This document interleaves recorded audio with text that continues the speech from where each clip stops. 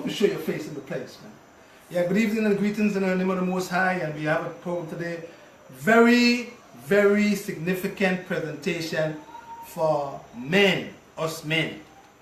Alright? You saw me put up a post day before on prostate cancer, and we do have a patient here from California, from African descent, from Ghana, and we hope that he stays well, although he's prostate cancer is bombarding his prostate gland, but we hope that that he gets well soon. Okay.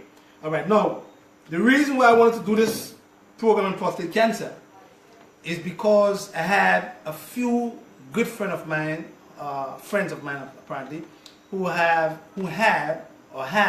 prostate cancer and removed their prostate gland. You know what I mean? And we find that we just lost another gentleman again yesterday, not too far from where I'm living, to prostate cancer also. All right, and it gave me the incentive to try to teach our the younger generation of our brothers on how to take care of the prostate gland. Very significant. But before we go into that presentation, we won't stay too long because the wife has to go out. There is a few people who we were treating for kidney disease, and we got another call today from another sister that was very happy, or doctor was very happy, because we pushed back up her GFR to 66, and her GFR was 28. And we have another gentleman who had a GFR of 22, push it back up to 55. So it's only showing us that if we do the right thing in life with the change in our diet, we can also help to repair our kidney if it's not damaged in terms of the stage 5 kidney disease. There's another brother again who we treated in New York who had neuropathic syndrome, whereby there was a lot of protein in the urine, and it's what we call an autoimmune disease. Right now he's 80% better too, because we changed his diet, and those are things that we have to teach our people in order for them to stay well, all right, and help the body to heal itself, because that's what the body does. All the body needs is just good nutrition, and the body will heal itself long term. All right. So men coming down with prostate cancer now at the age of 45, 52, 53, 51. How come? Because we men were not taught how to take care of the prostate gland. So tonight this presentation is just for men. So if you're a woman, or you have your husband, or you have your boyfriend or your fiancé, they call it in the European language, make sure that you take care of that man's prostate. Because if you as the woman do not make sure that your husband or your fiancé or your boyfriend prostate is not taken care of, he gonna lose it long term, and then sex become void. You can't have no sex. So let's look at the job of the prostate gland. The prostate gland is a very small walnut gland that is tucked right under the ureter, right? So it is not part of the urinary system, but because of where the prostate gland is located, you can have troubles in the urinary system, because it is right under the ureter, the part that carries the urine. So once the prostate becomes diseased or enlarged, it can block that tube that carries your urine, and then you have what we call stoppage of water, meaning that you can't urinate at all. So because although the prostate is not part of the urinary system, because of where it is located, we can get troubles there in the urinary system, yeah? Which can also cause us to have trouble in the kidney, because once you have water not moving out of the bladder, you have retention of water. And when the water is retained in the bladder with toxins, it can affect the kidney long term, right? So that is where the prostate is located. What is the job of the prostate gland? The job of the prostate gland in men is to secrete a prostatic fluid, and when that prostatic fluid is increased by the prostate gland, that prostatic fluid goes into the testicles to help the testicles to make your sperm and give the sperm velocity. That is the function of the prostate. It secretes that fluid. And that secretion of that fluid goes into your testicles to make you have good sperm. Now, when the prostate becomes diseased, in the medical system, what they do is, if there is trouble in the prostate gland, in the lobes of the prostate, left and right lobe, we're going to talk about that in a while, the doctor will give a man hormone therapy. So we go in two ways, natural and medical. In the process of the doctor giving you hormone therapy, gives you a drug or an injection called Lupron. Look it up if you're a man. What Lupron does, Lupron prevents your testicles, our men's testicles, from creating testosterone, because they say that a high level of testosterone, which is produced by us men in the testicles and in the adrenal glands, they tell us that that is the hormone if it is in abundance. You can get it right and properly? That's it right there, testosterone. That's what we men produce. That's what gives us the vigor and energy. See? And so they tell us, if testosterone is escalated and converts into dihydrotestosterone, they say that is the culprit of giving us cancer. But they don't tell us men how we can prevent our testosterone from converting. I'm going to teach you how to do that tonight now. So what they do in the medical system, they give you this Lupron. And the Lupron blocks testosterone from the testicles. That's all good, because you have prostate cancer. But they don't tell the man that the same testosterone is also produced in the adrenals, or by the adrenal glands. So once the testosterone is blocked from the testicles, or being made or manufactured by the testicles, it puts your adrenal glands into overdrive. And your adrenal glands start producing more testosterone now, because the testicles is inert. See, so cancer still moves. So what he does, the medical doctor do, they start giving you all these hormones, estrogens, to block the receptors from the adrenals, from making too much DHEA. What happens to the man? The man becomes like a woman, because he starts having big breasts. And that still don't save his life. See? So the key for us men is to learn what is the function of testosterone and how we men can prevent our testosterone from converting. Because there is herbs that God put on this earth for us to use to prevent our testosterone from converting into dihydrotestosterone and preventing the 5-alpha reductase enzyme from causing us to get prostate cancer. They don't teach you those things. So we're going to go right to the screen and teach you. We're going to teach you about BPH, and we're going to teach you about BPH, benign prostatatic hyperplasia, and we're going to teach you about prostate cancer and how you can fix it in 4 to 6 months. All right? Now, come back over here. Now, some people, when they have prostate cancer, come back straight. Come back over here. When they have prostate cancer, you have to prevent the cancer from getting into your bones.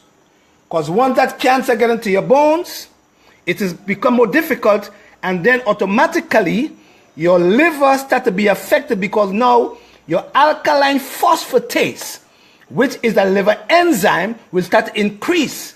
And all the other enzymes will increase, because now the cancer is in your bones. And this is more difficult to repair the cancer in the bone, because you start to get lots of pain, and they give you morphine. And morphine don't fix your cancer, because morphine causes you to be constipated and give you trouble in the lung eventually. So the cancer spreads and you die from prostate cancer. The man's treatment for prostate cancer is what? Brachytherapy, remove the prostate gland, take out the testicles, castrate you, radiation, and that's it. All right? The key is to prevent prostate cancer. So we're going to talk about prevention tonight. But if you do have it, or you do have BPH, benign prostatic hyperplasia, we're going to teach you how you can shrink your prostate, because once you have this over here, BPH, once you have BPH, the man put a catheter in your penis, so you can't pee without the catheter, so you can't have no sex. And because he don't know how to reduce the prostate gland if it's enlarged, he put you he put a catheter in your penis, and you have it there for years. You can't remove it because he don't know how to shrink the prostate gland naturally. But we're going to teach you how to shrink it tonight. All right? So tonight's presentation is prostate cancer and BPH prevention and treatment. Talk to your husband, because somebody else said today they lost their husband to prostate cancer. And the man is dying young. Young brothers now is dying from prostate cancer at the age 45, 50. They have catheter in the penis, they can't pee. All right, and that's because you were not taught how to take care of the prostate gland. All right? Now, this is the normal prostate. This is a cancerous prostate gland. We get a point. You go point with a banana, right, Nisi? We're going to point with a banana tonight. See the banana? You can't see. You can't see? How do you say we can't see? You all can't see? Are you seeing it now? Are you seeing my hands?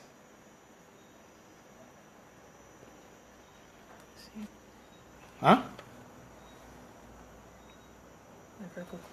Get a little closer to it. Can you see now? Is it a little clearer? Wonderful. All right. Now, I'm going to do to the banana, because this, we're going to hold this as a penis. All right? You kill it to dead. Don't forget I told you all that. This is the penis right there. It's going on, it's dead. Gone. A woman can't get no satisfaction because the prostate is enlarged. You remove your prostate gland. So once you remove your prostate gland, that's like this. It's gone like that. Dead. Like Lazarus. Now, come a little closer. This is a normal prostate. Make sure that the camera could shoot a little better so you could see it a little. Because I wanted to make it on the camera. Right. Wonderful. Are you all seeing now? Wonderful. Give thanks. This is a normal prostate gland. All right? And this is a prostate gland that have cancer in there. Look at the cancer right over here. It's right here. See? And because the prostate, look at the two lobes, look at the left lobe. Right? You see the ureter right here? This is the part of the bladder that carries the urine. And that is why, as I said before earlier, the prostate is not part of the urinary system, but because of where it is located, it can give you troubles there. Because this is the ureter that carries the urine, right? It's the prostate, left lobe, right lobe. Yeah? This is the ureter. Now, when the prostate becomes enlarged because of neglect, we neglect our prostate gland. They can't see again? When they can't see it because the letters maybe. So try to hold the camera away, the letters could show a little better, yeah? All right, wonderful.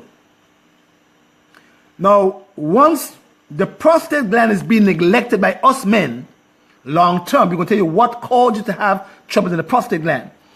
The prostate will suffer because the prostate, like any other thing, needs nutrients in order for our prostate gland to function well. All right? If the prostate do not get nutrients, long term, the prostate gland will suffer and cause you to have trouble, because as I said before, our organs is made to take care of us. And if we don't take care of them, they have the ability to harm us long term. So that's what the prostate does to us, man. It harms us because of neglect.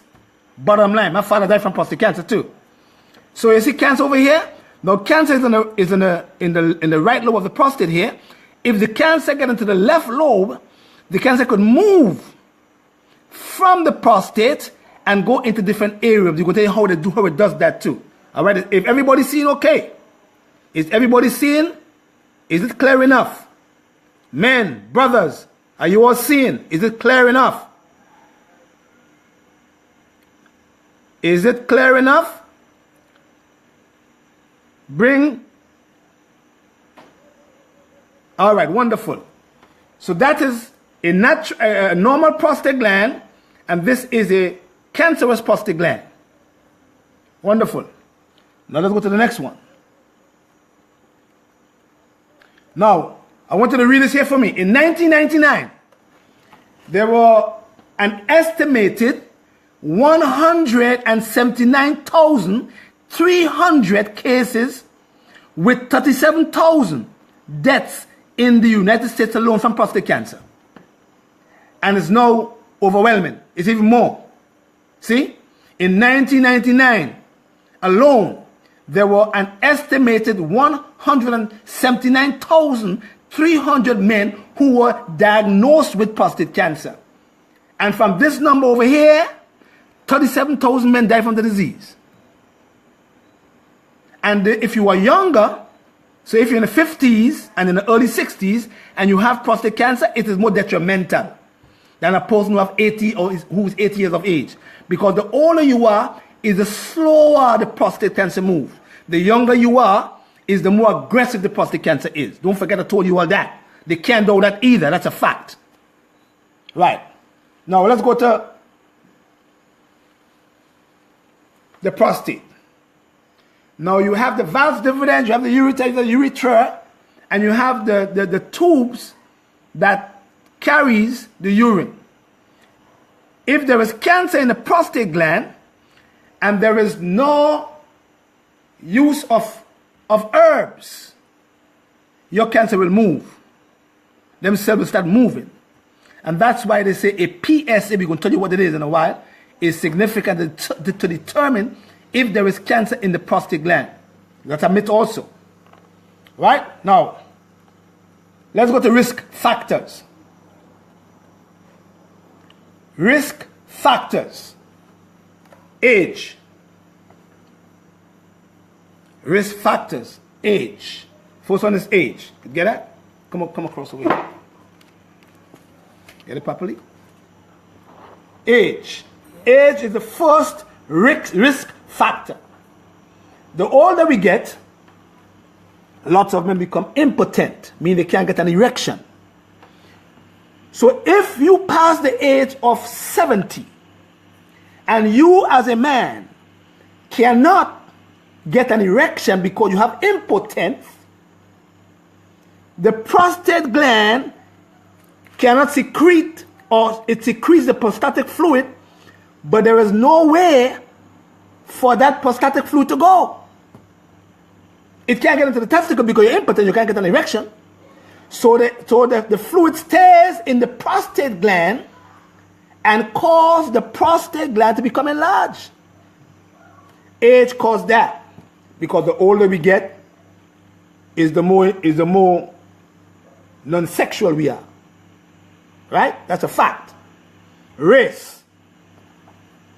Black men, African people who live in the Western Hemisphere, not in Africa, because prostate cancer is unheard of in Africa. Prostate cancer is also unheard of in Japan. But when that same Japanese man or the same African migrate to America and incorporate that American devil diet, prostate cancer develops. But black men have more prostate cancer than any other race. That's a fact. Do the research. Because our diet is different. See? That's a fact. So age and race. Family history and a genetic predisposition. Meaning that if you had a father, grandfather, an uncle who had prostate cancer and you eat the same way that they've been eating, is a possibility that you're going to get prostate cancer too. That's a fact. Reproductive factors. Reproductive factors. If we men do not take care of our reproductive system, we're going to have troubles with the prostate gland. We have sex gland in our stomach.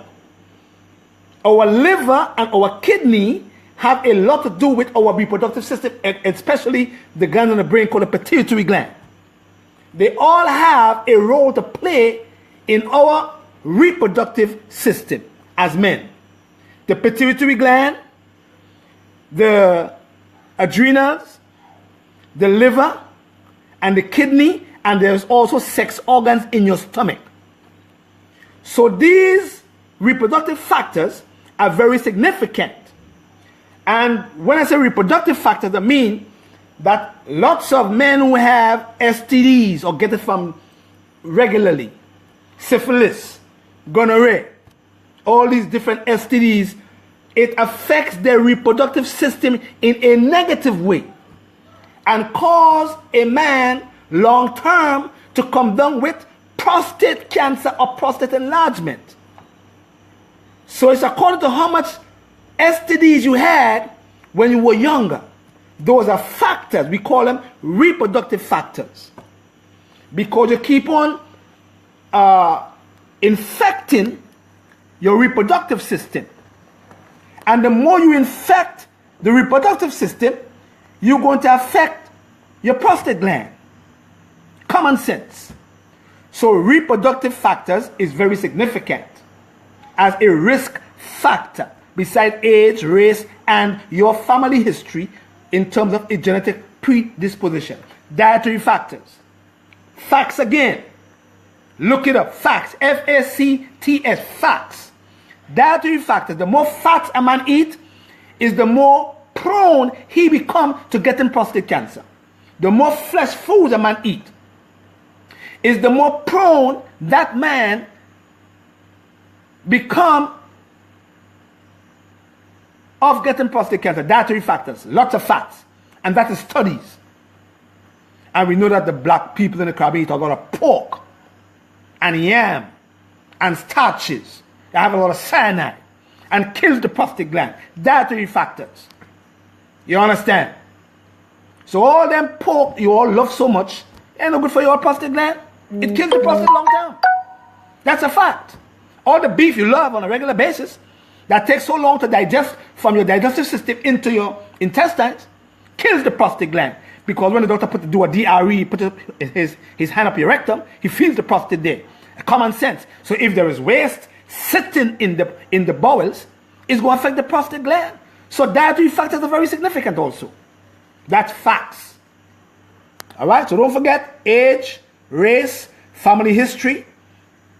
In terms of a genetic predisposition, reproductive factors, and dietary factors. They are risk factors for us men. We're going again. Screening procedures. So, when they got a screen, it's not moving.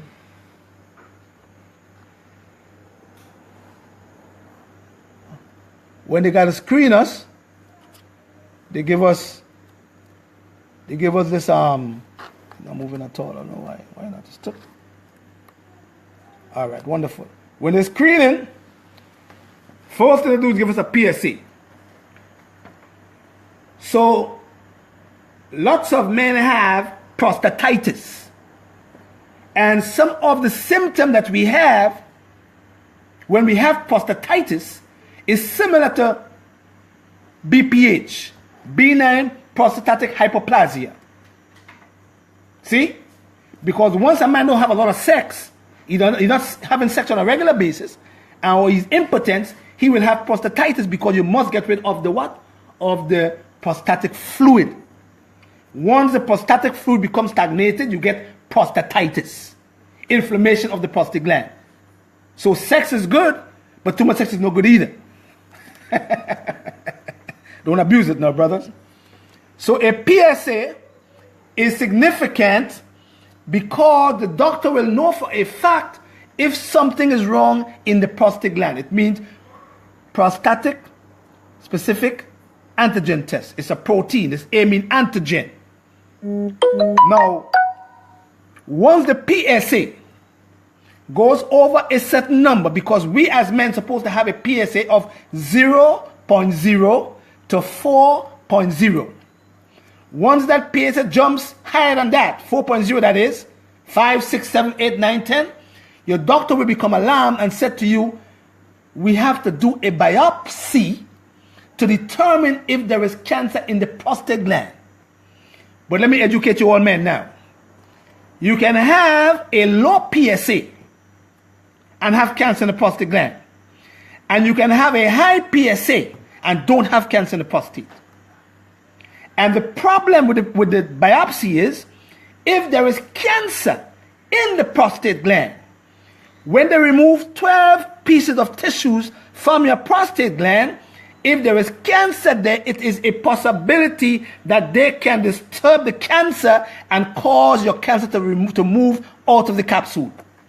So they should have better techniques to determine if a man has prostate cancer.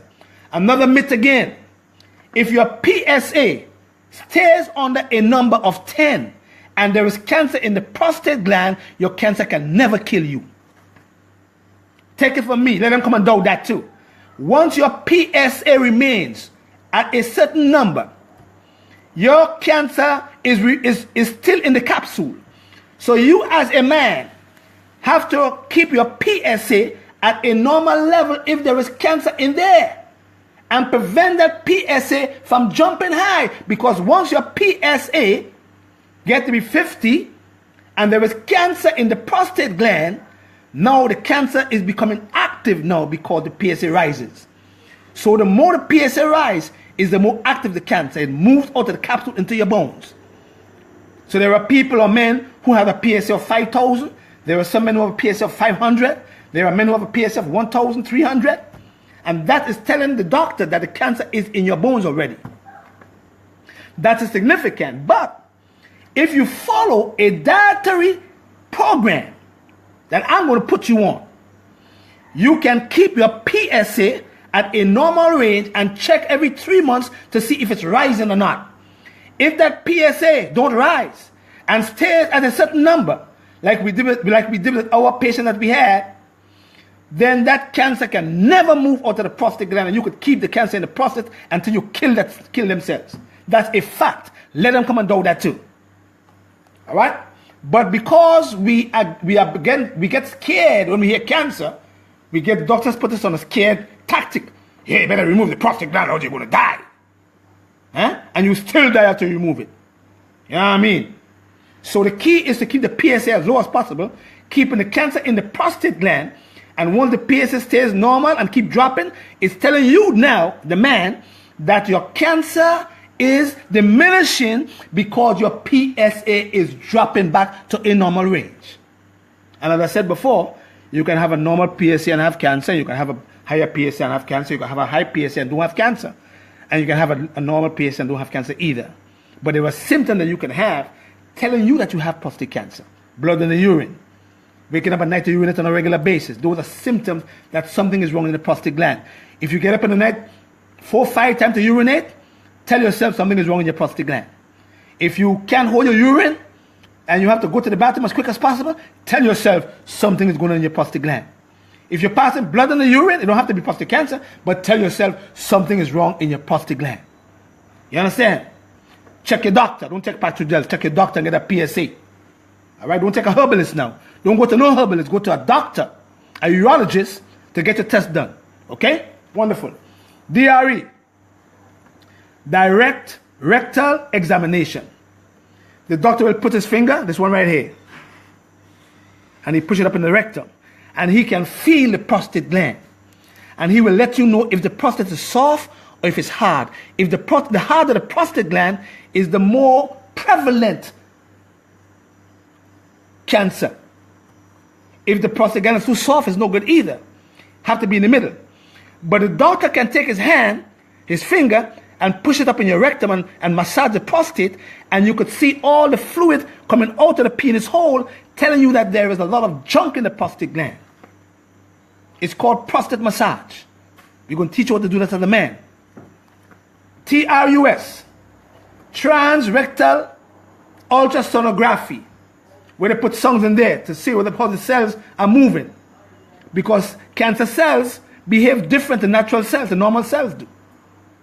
So there, all these songs, this screening procedure here, is they put these waves into the prostate, and they can tell how the cells are behaving. So once the cancer cells behave a certain way, they say, oh, boom, that's cancer in your prostate gland because the cancer cells behave different than normal cells. That's a fact. Let them know that too. All right, so those are the screening procedures. Now we're going to grading and staging. They deal with what we call a Gleason score. Grading and staging. So they stage it in different phases. Right? Grade 1, 1 to 5. Grade 1 mean that you have what we call well differentiated cells, and 5 means that you have undifferentiated cells in the prostate glands. So the higher the number is, the more prone you are to having prostate cancer. So know your numbers. Grade 1 to 5. 1, 2 plus, here, what are going to go right here? 1 plus 1, 2. Gleason score 2. 1 plus 1 is 2. That's well differentiated cells. Gleason score 10. 5 plus 5. That is an undifferentiated cells. That means that it could be cancer in the prostate gland. So know your numbers. All right, don't let them just tell you anything. Make sure that you educate yourself as a man to know your grades. And that way you could question your doctor. Okay? He can't give you no kind of bull crap talk. Right? Ah, shit. Fail connecting, please try again later. Another computer post, I gotta come fix that. Oh man. Dimitri! Don't close the windows yet. We can't close the windows. Huh? Refreshing it? Refreshing? I will. Alright, but the computer refreshing, I will. You know what refreshing, I will. Yeah, computers, alright. Alright, we're going to go down now to stage 1, stage 2, stage A1, stage A2, stage 3, and stage 4, and stage D. And that will give you an idea of Dimitri. Yeah. Come back. All right, now that's okay, son. Your computer messing up. Now that's okay. Stage A. Stage A means that your tumor has a low Gleason score, 1 plus 1.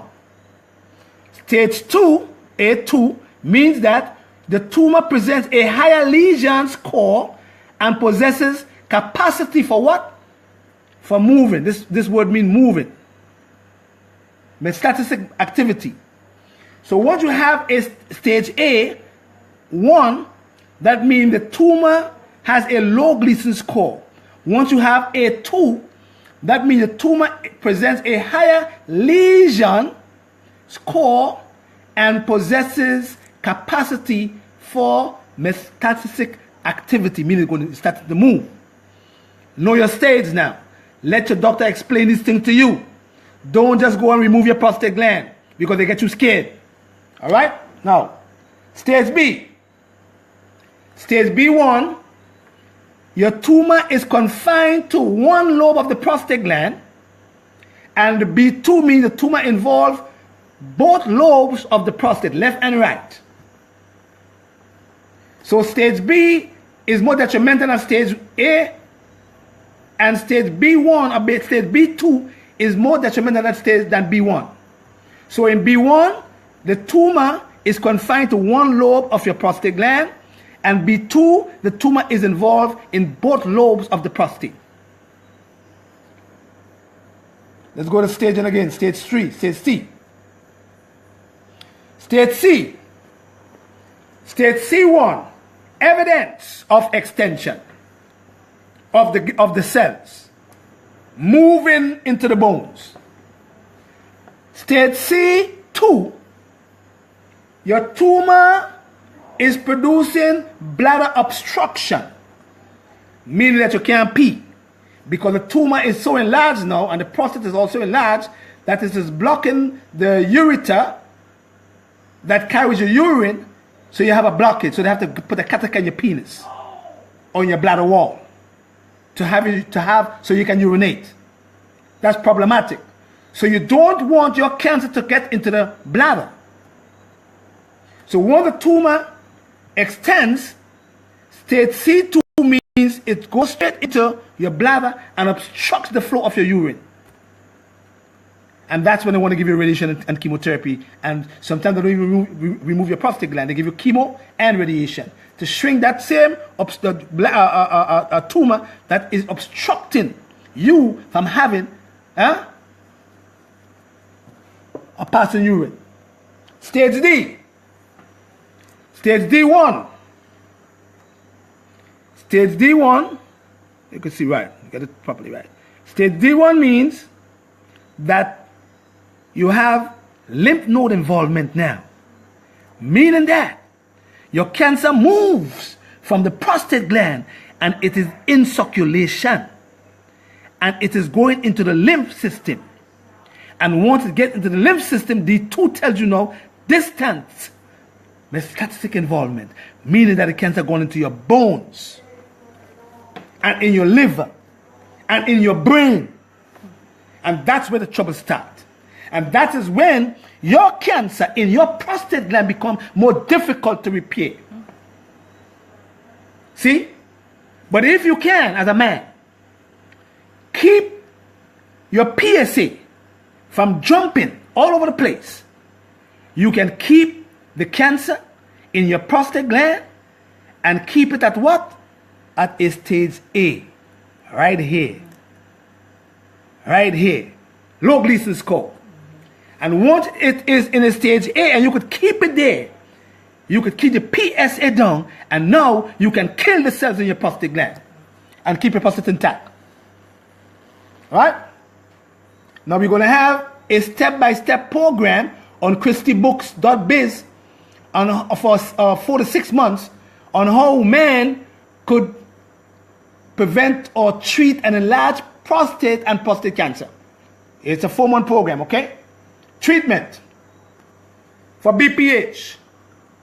Now, how they want to come and tell me that your prostate can shrink? So God was a stupid then. God was a stupid man. God put herbs on the earth for nothing. But because they were not trained in herbal medicine, a doctor will tell you there is nothing that can shrink your prostate gland. Nothing. You got to take Hytrin to pee in his system.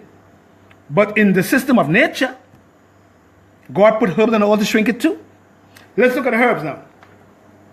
Saw palmetto do not shrink the prostate gland, but it prevents the prostate from becoming bigger, but it enlarges, and it also prevents your prostate or your testosterone from converting into high dihydrotestosterone, which is the culprit of prostate cancer. They don't tell you that because they know better.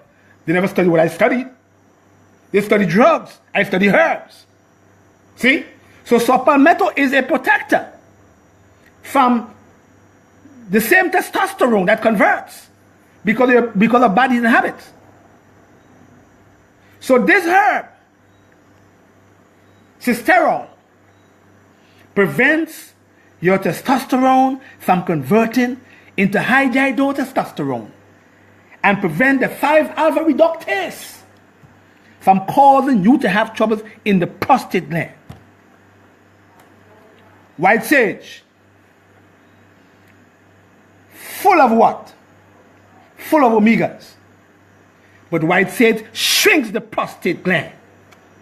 White sage, I'm going to use the word loosely, shrink the prostate gland if it's large. When you have BPH, benign prostatic hyperplasia, it shrinks it. Stinging at the root shrinks the prostate gland, full of omegas, full of fatty acids. And there's no herb that shrink it. Huh? Come on, man. Come on, man. Colensonia, what we call stone root. If there is troubles in the bladder,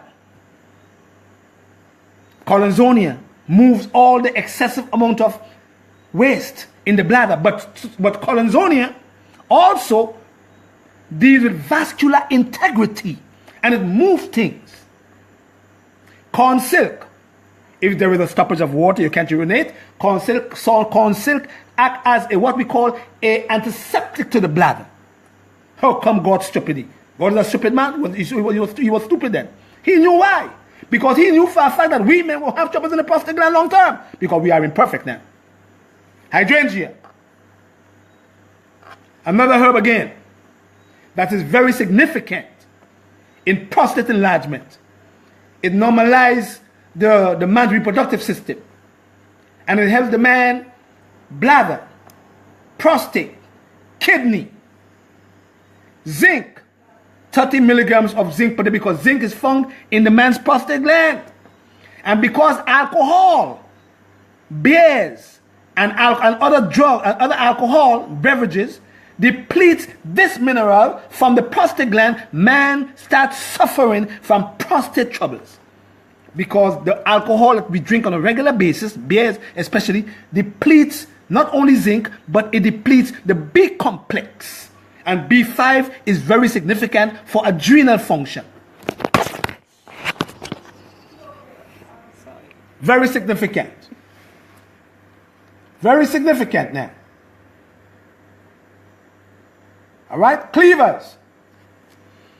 We just said that usually if you have a D1 or D2, the cancer gets into the lymphatic system. This is one of the best herbs for the lymphatic system. It drains it. It makes the vessels flow better. They can't tell me nothing. That's their way, and this is my way. Who way you gonna follow? God way or the man way? Treatment for prostate cancer. Let's look at vitamin E. Vitamin E, they don't tell you that the dry E, not the one in the gel, no, the dry E.